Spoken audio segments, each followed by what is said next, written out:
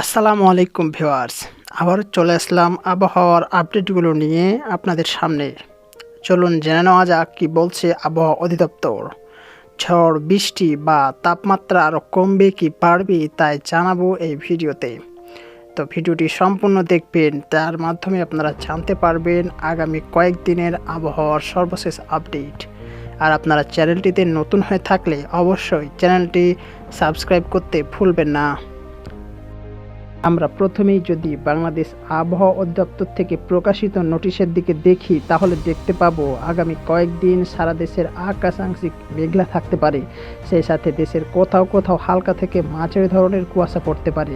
সারা দেশের রাত এবং দিনের তাপমাত্রা সামান্য বাড়তে পারে, তবে সবচাইতে আশঙ্কাজনক হচ্ছে আগামী কয়েকদিন অর্থাৎ 6 এবং 7 তারিখের দিকে রাতের তাপমাত্রা না কমলেও দিনের তাপমাত্রা 1 থেকে 2 ডিগ্রি সেলসিয়াস পর্যন্ত কমে যেতে পারে, যার ফলে ঠান্ডা একটু বেশি অনুভূত হতে পারে, অর্থাৎ ঠান্ডা আবার দেখা দিতে পারে।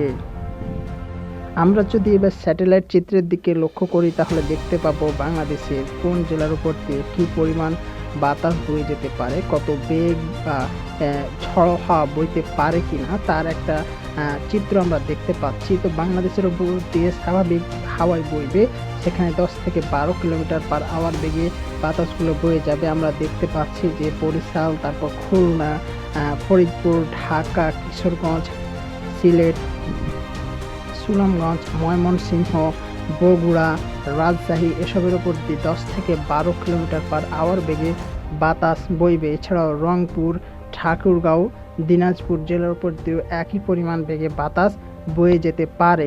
আমরা যদি বৃষ্টিপাতের দিকে লক্ষ্য করি, তাহলে দেখতে পাবো আগামী কয়েকদিন দেশের কোনো জেলায় বৃষ্টিপাত হওয়ার সম্ভাবনা নেই বললে চলে, কারণ আমরা দেখতে পাচ্ছি আকাশ রয়েছে একদমই ফকফকা পরিষ্কার। সেই সাথে হালকা থেকে মাঝারি ধরনের কুয়াশা পড়ার কারণে বৃষ্টি হওয়ার যে সম্ভাবনা সেটা অনেকাংশেই কমে গেছে।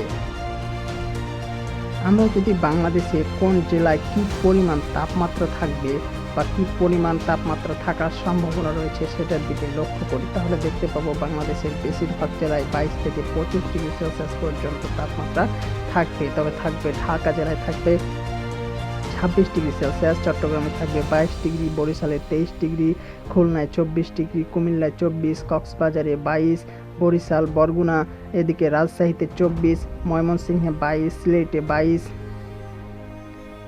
তারপর রয়েছে ফরিদপুর, যশোর, এসব জায়গায় 24 থেকে 25 ডিগ্রি পর্যন্ত তাপমাত্রা থাকতে পারে।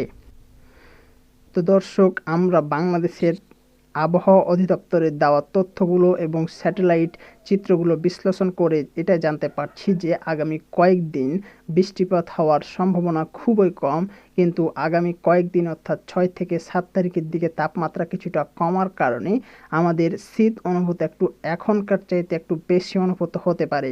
তো সবাই সাবধান থাকবেন এবং সুস্থ থাকবেন, এবং আগামী আবহাওয়ার আপডেটগুলো পেতে চ্যানেলটি সাবস্ক্রাইব করে সঙ্গেই থাকবেন।